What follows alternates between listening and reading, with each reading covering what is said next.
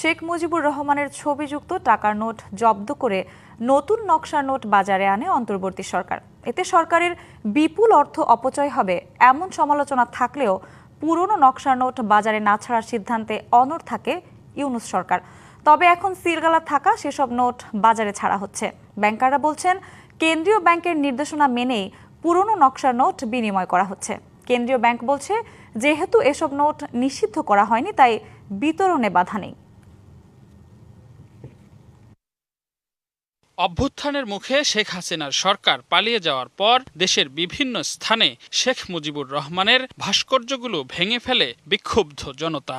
এরপর অন্তর্বর্তী সরকার ক্ষমতায় এসে শেখ মুজিবুর রহমানের ছবিযুক্ত নোট বাজারে না ছাড়ার সিদ্ধান্ত নেয়। প্রচলন হয় নতুন নকশার নোট।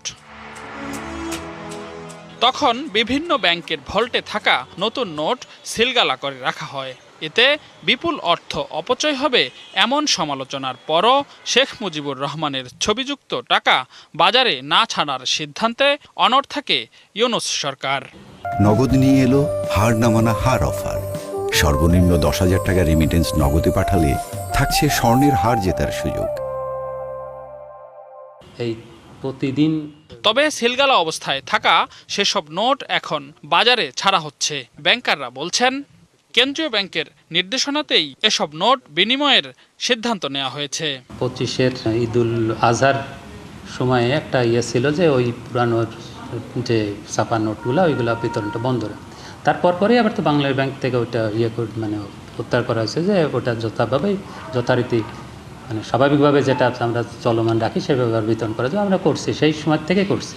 চাহিদার চেয়ে নতুন নকশার নোটের সরবরাহ কম থাকায় আগের ছাপানো নোট বাজারে ছাড়া হয়েছে বলে জানান কেন্দ্রীয় ব্যাংকের মুখপাত্র। 9 প্রকার নোট ছাপাতে গিয়ে চাহিদার সাথে আমরা গতি রাখতে পারছিলাম না। যেহেতু নিষিদ্ধ করা হয় নাই, মার্কেটের চাহিদা আছে, চাহিদার অনুপাতে যোগান দেওয়া সম্ভব হচ্ছে না, যার ফলে ঘাটতি দেখা দিচ্ছে।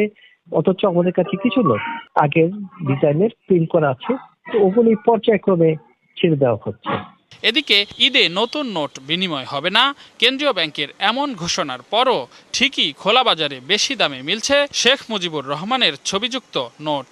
নতুন নকশার নোট ছাপানোর ধীর গতি নিয়েও তৈরি হয়েছে প্রশ্ন। রেদওয়ানুল হক, ডিবিসি নিউজ, ঢাকা।